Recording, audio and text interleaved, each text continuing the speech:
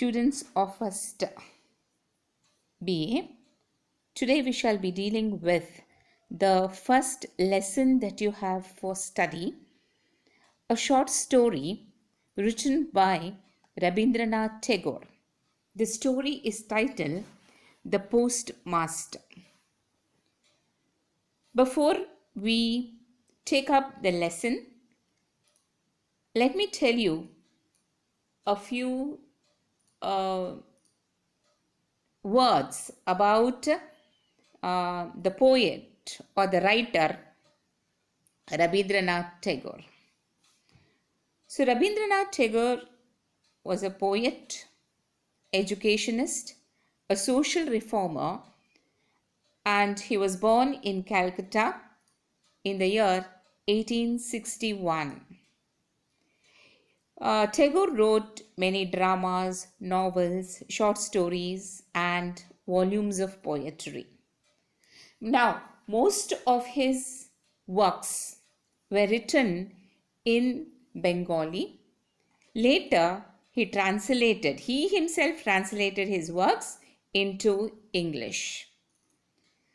Tagore was awarded the Nobel Prize for Literature in 1913 for his famous work Geetanjali, which means song offerings. Tagore died in the year 1941. So in this short story, The Postmaster,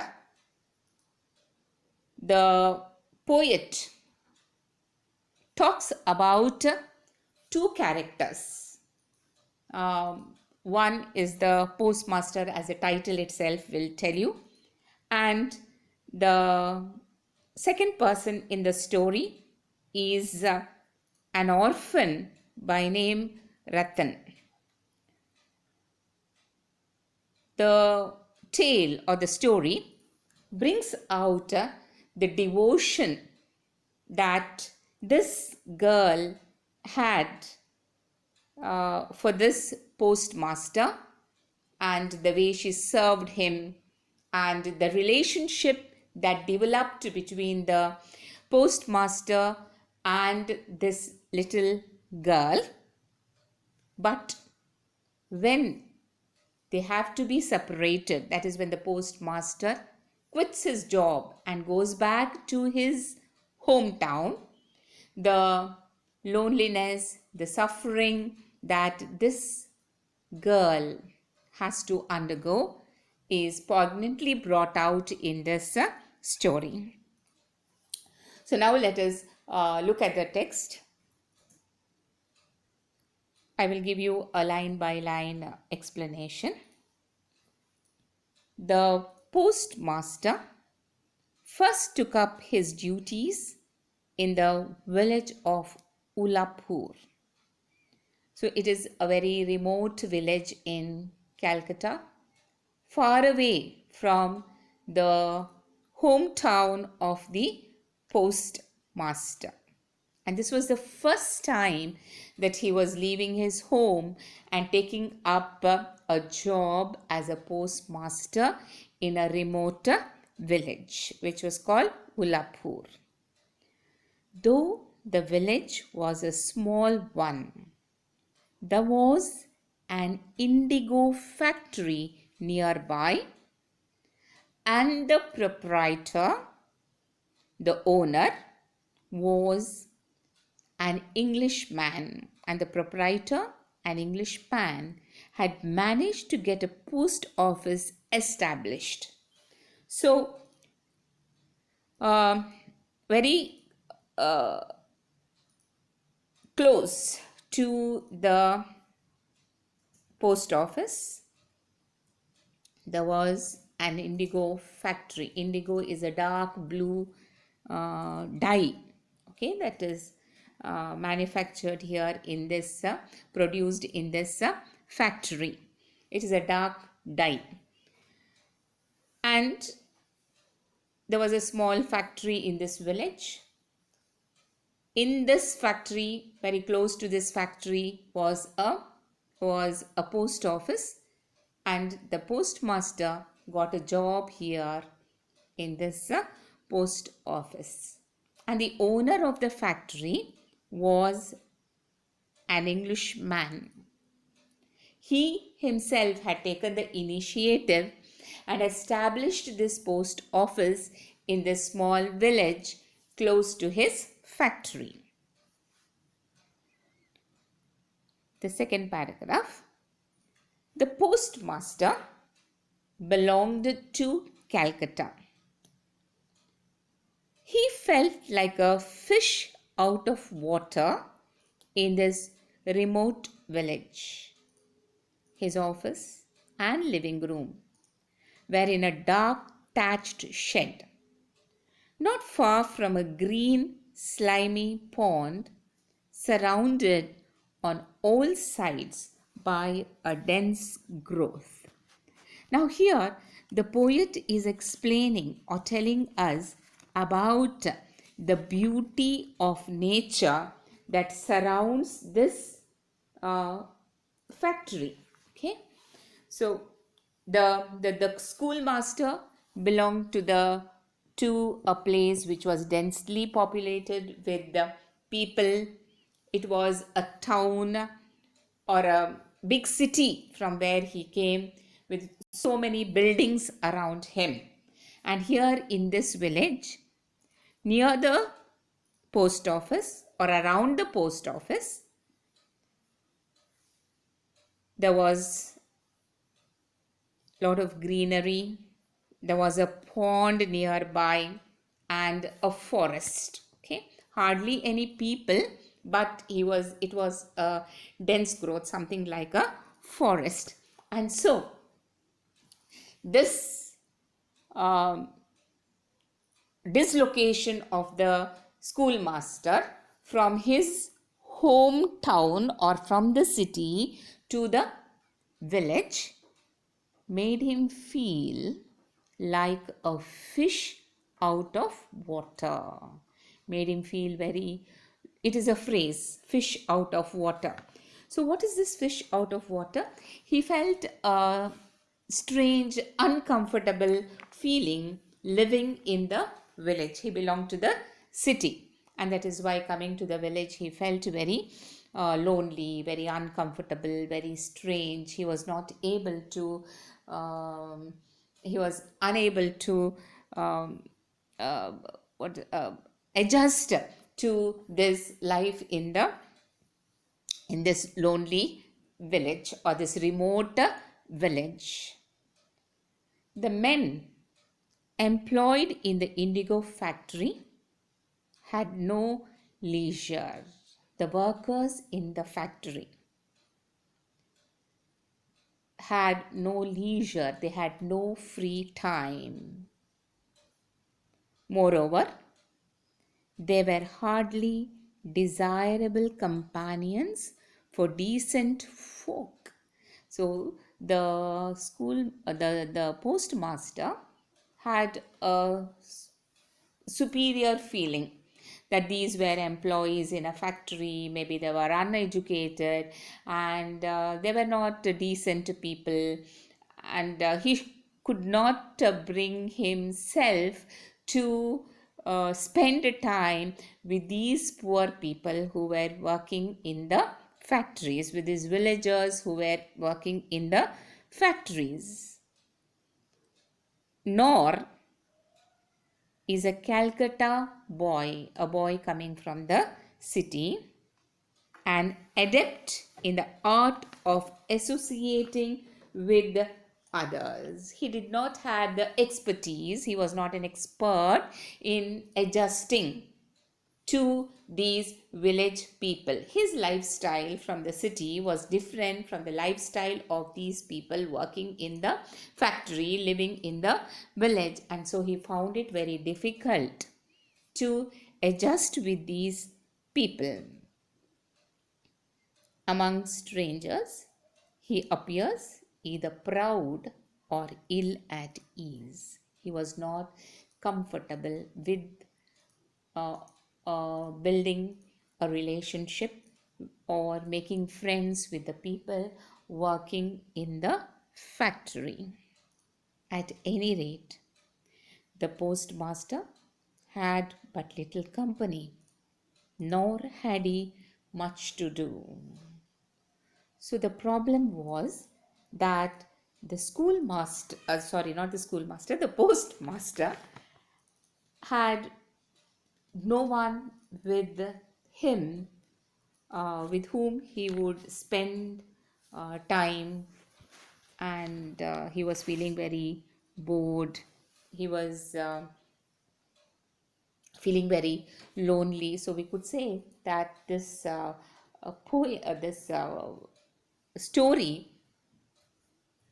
has a theme which is associated with the loneliness. He used to feel very lonely in this remote village, no one for company.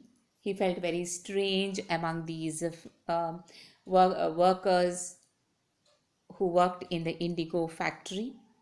He felt either proud when he was being, because he thought himself to be educated, these people to be uneducated. He had a white collar job, whereas these people were working as laborers in the factory. And that is why he felt a little proud of himself. He thought he was superior. Moreover, he was not very comfortable being with them, and that is why he did not have any company.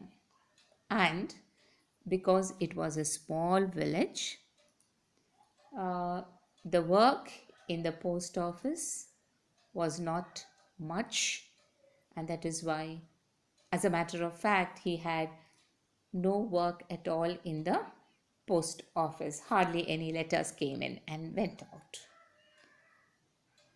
So he had nothing much to do.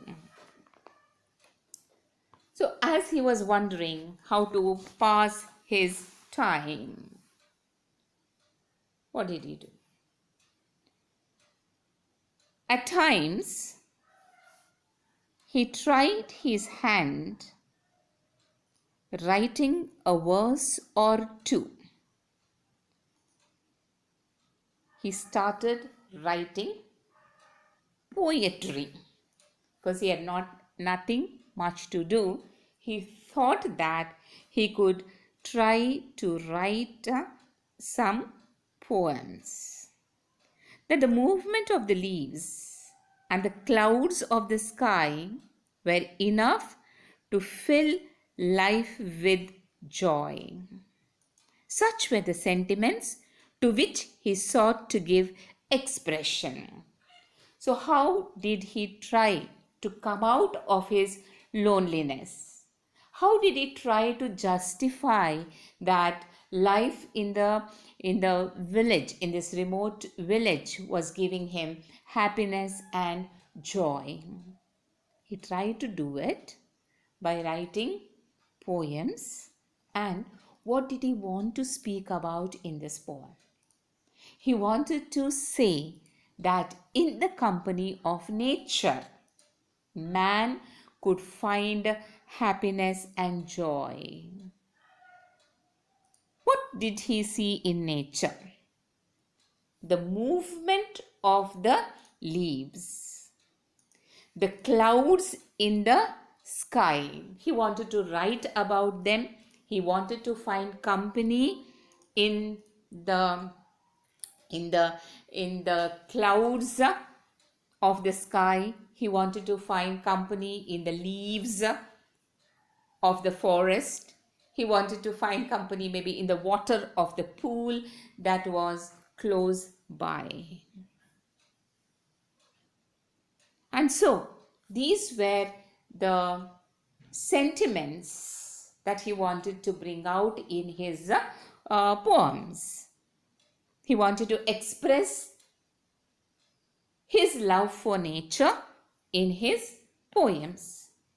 But God knows that the poor fellow would have felt it as the gift of a new life if some genie of the Arabian Nights had in one night swept away the trees, leaves, and all, and replaced them with a macadamized road, hiding the clouds from view with rows of tall trees.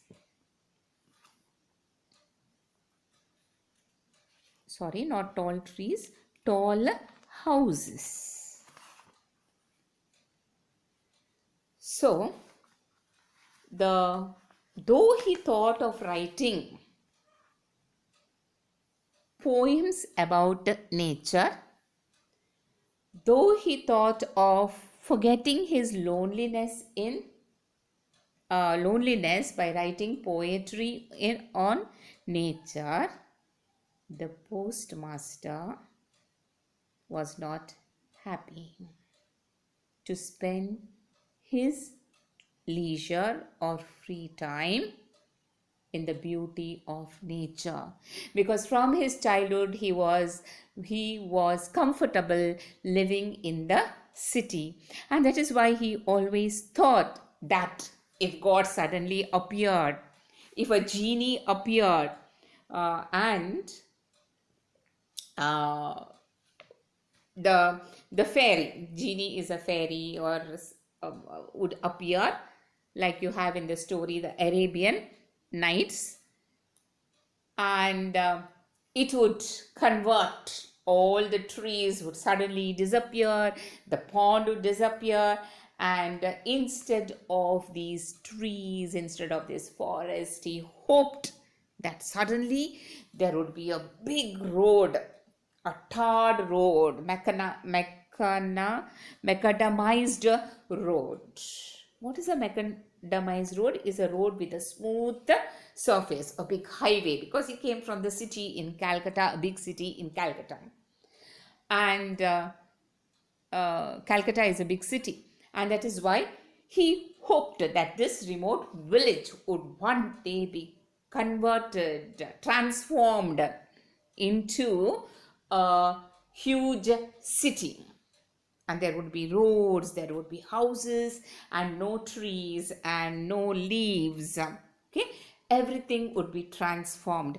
That was his wish, his idea, because he could not adjust to the village life.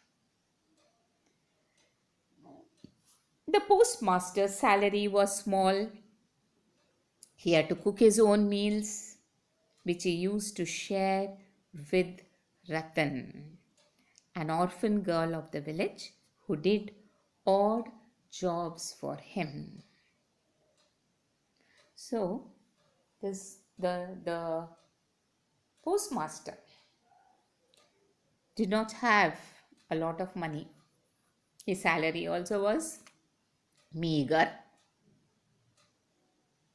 and moreover, he did not have his mother or a sister to help in the housework. That luxury of eating his mother's meals, the food that his mother had cooked for him, was missing. Their company was missing, and that is why he had to cook his own meals. And for company, no mother, no sister, he could not adjust with the workers in the factory, and the only person he spoke to or who did his small jobs for him was a small orphan girl who lived there, and her name was Ratan. She did odd jobs for him, maybe cleaning his house, cleaning the vessels, cooking for him. These are the small things that this girl was doing for the school, for the postmaster. When in the evening the smoke began to curl up from the village cowsheds, and the cicadas chirped in every bush. When the mendicant of the Baul sect sang their shrill songs in their daily meeting place. When any poet who had attempted to watch the movement of the leaves in the dense bamboo thicket would have felt a ghostly shiver run down his back, the postmaster would light his little lamp and call out, Ratan. When in the evening, so the poet is very beautifully bringing out the description. He's describing the evening time in this remote village. What does he see? When the smoke began to curl up, so people would, after finishing their work in the factories, they would go home and start preparing their meals for the evening. They would light a fire, and then he could see uh, curly the smoke coming out in curls, round shape. Okay, the smoke would come out from the houses. He could from the village cow sheds, and then the cicadas, some kind of large insects, were chirping in every bush. This is the sound that you see in the villages. When the mendicants, people of a religious group living together, they would go around asking for money and maybe some kind of food, and they would come around the village singing shrill songs, singing the songs at the top of their voices, or they were going to their meeting place to say their prayers. When any poet, so he was trying to be a poet, but sometimes the poet also would, when he would sit in the dark in the evening, he would feel frightened.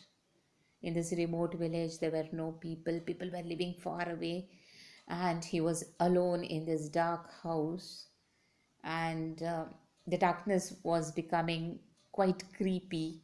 He could feel as if there were some spirits around because there were no people, there was no light, it was darkness. He could hear the sound of these insects and the thick, dense forest, the bamboo trees. Somehow he would feel a little frightened, a ghostly shiver. He would be uh, frightened maybe of the darkness, and he would then call out to this girl who was waiting outside. Ratan, he would say, because he wanted her to light the little lamp to bring brightness, a little light into the house. And then he would call out to this girl who was serving him. Ratan, he would call out. Ratan would sit outside waiting for his call. And instead of coming in at once, she would ask, Did you call me, sir? She would ask for his permission. She could hear his voice, but she was a little girl. She had to keep her distance. She was frightened of the postmaster. And that is why again she would ask, Sir, did you call me? She could hear, but again she would ask, Did you call me? What are you doing? The schoolmaster would ask. I must be going to light the kitchen fire, would be the answer. And the postmaster would say, Oh, let the kitchen fire be for a while. Light me my pipe first.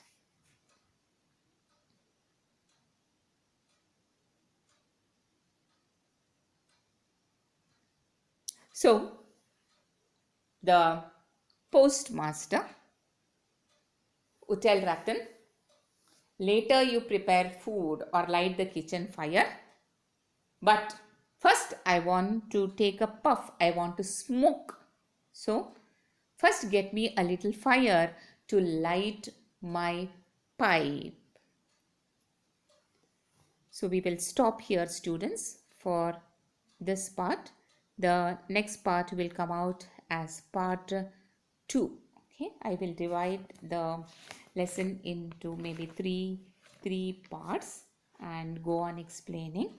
So the first part is over, and you will have part 2 coming up later. Thank you.